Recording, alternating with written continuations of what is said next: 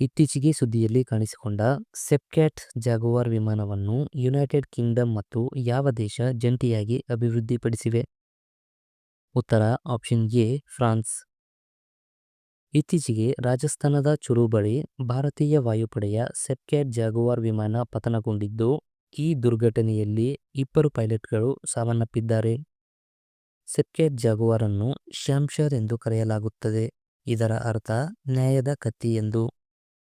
ಸೆಪ್ಕ್ಯಾಟ್ ಜಾಗುವಾರ್ ವಿಮಾನವನ್ನು United Kingdom ಮತ್ತು France ಜಂಟಿಯಾಗಿ ಅಭಿವೃದ್ಧಿಪಡಿಸಿವೆ. ಫ್ರಾನ್ಸ್ ಕುರಿತು ಹೇಳೋದಾದರೆ ಇದರ ರಾಜಧಾನಿ ಪ್ಯಾರಿಸ್. ಇಲ್ಲಿಯ ಅಧಿಕೃತ ಭಾಷೆ ಫ್ರೆಂಚ್. ಫ್ರಾನ್ಸ್ನ ಸದ್ಯದ ಅಧ್ಯಕ್ಷರು ಎಮ್ಯಾನ್ಯುಯಲ್ ಮ್ಯಾಕ್ರೋನ್ ಹಾಗೂ ಇಲ್ಲಿಯ ಪ್ರಧಾನಮಂತ್ರಿ ಫ್ರಾಂಕೋಯಿಸ್ ಪೊರೋ. ಫ್ರಾನ್ಸ್ನ ಅಧಿಕೃತ ಕರೆನ್ಸಿ ಯೂರೋ ಆಗಿದೆ. ಇತ್ತೀಚೆಗೆ ಸುದ್ದಿಯಲ್ಲಿ ಕಾಣಿಸಿಕೊಂಡ ಮಾಹಿ ನದಿ ಇದು ಯಾವ ರಾಜ್ಯಗಳ ಮೂಲಕ ಹರಿಯುತ್ತದೆ? ಉತ್ತರ ಆಪ್ಷನ್ ಬಿ ಮಧ್ಯಪ್ರದೇಶ, ರಾಜಸ್ಥಾನ್ ಮತ್ತು ಗುಜರಾತ್. ಇತ್ತೀಚೆಗೆ ಗುಜರಾತ್ನ ವಡೋದರಾ ಜಿಲ್ಲೆಯ ಪದ್ರಾ ತಾಲೂಕಿನಲ್ಲಿ ಮುಜ್ಪುರ್ ಸೇತುವೆ ಕುಸಿದು ಒಟ್ಟು 11 ಜನ ಸಾವನ್ನಪ್ಪಿದ್ದು, ಹಲವು ವಾಹನಗಳು ನದಿಗೆ ಬಿದ್ದಿವೆ. ಮಾಹಿ ನದಿ ಇದು ಸಮುದ್ರ ಮಟ್ಟದಿಂದ 500 ಮೀಟರ್ ಎತ್ತರದಲ್ಲಿ ಮಧ್ಯಪ್ರದೇಶದ ವಿಂಧ್ಯ ಪರ್ವತಗಳಲ್ಲಿ ಉಗಮವಾಗುತ್ತದೆ. ಇತ್ತೀಚೆಗೆ ಯೂರೋವನ್ನು ತನ್ನ ಅಧಿಕೃತ ಕರೆನ್ಸಿಯಾಗಿ ಅಳವಡಿಸಿಕೊಂಡ 21ನೇ ಸದಸ್ಯ ರಾಷ್ಟ್ರ ಯಾವುದು? ಉತ್ತರ ಆಪ್ಷನ್ ಡಿ ಬಲ್ಗೇರಿಯಾ. ಬಲ್ಗೇರಿಯಾದ ರಾಜಧಾನಿ ಸೋಫಿಯಾ. ಇಲ್ಲಿಯ ಅಧಿಕೃತ ಭಾಷೆ ಬಲ್ಗೇರಿಯನ್. ಸದ್ಯದ ಬಲ್ಗೇರಿಯಾದ ಅಧ್ಯಕ್ಷರು ರೂಮೆನ್ ರಾದೇವ್. ಇಲ್ಲಿಯ ಪ್ರಧಾನಮಂತ್ರಿ ರೋಸೆನ್ ಝೆಲಾಟ್ಜೋವ್. ಇಲ್ಲಿಯ ಕರೆನ್ಸಿ ಲೇವ್. ಇತ್ತೀಚೆಗೆ ಭಾರತೀಯ ನೌಕಾಪಡೆಗೆ ತಲುಪಿದ ಮೊದಲ ಸ್ಥಳೀಯವಾಗಿ ವಿನ್ಯಾಸಗೊಳಿಸಲಾದ ಡೈವಿಂಗ್ ಸಪೋರ್ಟ್ ವೆಸಲ್ ಹೆಸರೇನು? ಉತ್ತರ ಆಪ್ಷನ್ ಸಿ INS ನಿಸ್ತಾರ್. ಇತ್ತೀಚೆಗೆ ಸುದ್ದಿಯಲ್ಲಿ ಕಾಣಿಸಿಕೊಂಡ advanced towed artillery gun system ATAGS ಅನ್ನು ಯಾವ ಸಂಸ್ಥೆ ಅಭಿವೃದ್ಧಿಪಡಿಸಿದೆ? ಉತ್ತರ ಆಪ್ಷನ್ ಬಿ ರಕ್ಷಣಾ ಸಂಶೋಧನಾ ಮತ್ತು ಅಭಿವೃದ್ಧಿ ಸಂಸ್ಥೆ DRDO. DRDO ರಚನೆಯಾದದ್ದು 1958ರಲ್ಲಿ. ಇದರ ಪ್ರಧಾನ ಕಚೇರಿ ಇರುವುದು DRDO ಭವನ, ನವದೆಹಲಿಯಲ್ಲಿ. ಭಾರತದ ಸದ್ಯದ ರಕ್ಷಣಾ ಸಚಿವರು ರಾಜನಾಥ್ ಸಿಂಗ್ ರವರು. ಭಾರತೀಯ ರೈತರಿಗಾಗಿ ಕೃಷಿ ಮೇಲ್ವಿಚಾರಣೆ ಮತ್ತು ಈವೆಂಟ್ ಪತ್ತೆ AMED ಈ APIಯನ್ನು ಇತ್ತೀಚೆಗೆ ಯಾವ ಸಂಸ್ಥೆ ಪ್ರಾರಂಭಿಸಿದೆ? ಉತ್ತರ ಆಪ್ಷನ್ ಎ ಗೂಗಲ್. ಗೂಗಲ್ ಇದು ಸ್ಥಾಪನೆಯಾದದ್ದು ಸೆಪ್ಟೆಂಬರ್ 4, 1998ರಲ್ಲಿ. ಇದರ ಸ್ಥಾಪಕರು ಲ್ಯಾರಿ ಪೇಜ್ ಮತ್ತು ಸೆರ್ಗೆ ಬ್ರಿನ್. ಇದರ ಪ್ರಧಾನ ಕಚೇರಿ ಇರುವುದು ಕ್ಯಾಲಿಫೋರ್ನಿಯಾದಲ್ಲಿ. ಇತ್ತೀಚೆಗೆ ಯಾವ ರಾಜ್ಯದಲ್ಲಿ ಅಪರೂಪದ ಭಾಗಶಃ ಬಿಳಿ ನಗುವ ಪಾರಿವಾಳ ಕಂಡುಬಂದಿದೆ? ಉತ್ತರ ಆಪ್ಷನ್ ಬಿ ತಮಿಳುನಾಡು. ತಮಿಳುನಾಡಿನ ರಾಜಧಾನಿ ಚೆನ್ನೈ. ಇಲ್ಲಿಯ ಸದ್ಯದ ರಾಜ್ಯಪಾಲರು RN ರವಿರವರು. ತಮಿಳುನಾಡಿನ ಸದ್ಯದ ಮುಖ್ಯಮಂತ್ರಿಗಳು MK ಸ್ಟಾಲಿನ್. ಇಲ್ಲಿಯ ಅಧಿಕೃತ ಭಾಷೆ ತಮಿಳು.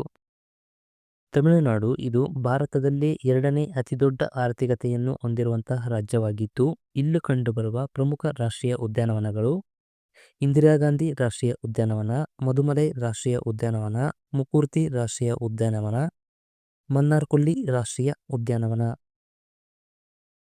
ಮಾನವ ಆನೆ ಸಂಘರ್ಷವನ್ನು ಕಡಿಮೆ ಮಾಡಲು ಇತ್ತೀಚೆಗೆ ಯಾವ ರಾಜ್ಯ ಸರ್ಕಾರ ಗಜಮಿತ್ರ ಯೋಜನೆಯನ್ನು ಪ್ರಾರಂಭಿಸಿದೆ? ಉತ್ತರ ಆಪ್ಷನ್ ಡಿ ಅಸ್ಸಾಂ. ಅಸ್ಸಾಂನ ರಾಜಧಾನಿ ದೀಸ್ಪುರ.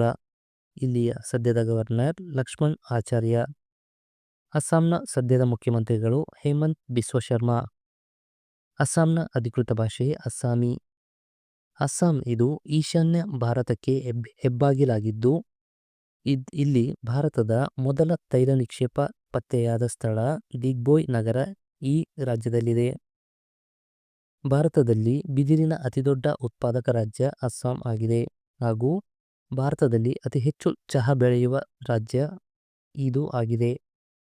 ಇಲ್ಲಿ ಕಂಡುಬರುವ ಪ್ರಮುಖ ರಾಷ್ಟ್ರೀಯ ಉದ್ಯಾನವನಗಳು ದಿಬ್ರು ಸೋಖೋವಾ ರಾಷ್ಟ್ರೀಯ ಉದ್ಯಾನವನ, ಕಾಜಿರಂಗ ರಾಷ್ಟ್ರೀಯ ಉದ್ಯಾನವನ, ಮನಸ್ ರಾಷ್ಟ್ರೀಯ ಉದ್ಯಾನವನ, ರಾಜೀವ್ ಗಾಂಧಿ ರಾಷ್ಟ್ರೀಯ ಉದ್ಯಾನವನ. ಇಲ್ಲಿ ಪ್ರಮುಖವಾಗಿ ಒಂದು ಕೊಂಬಿನ ಗೆಂಡಾಮೃಗ ಕಂಡುಬರುತ್ತದೆ.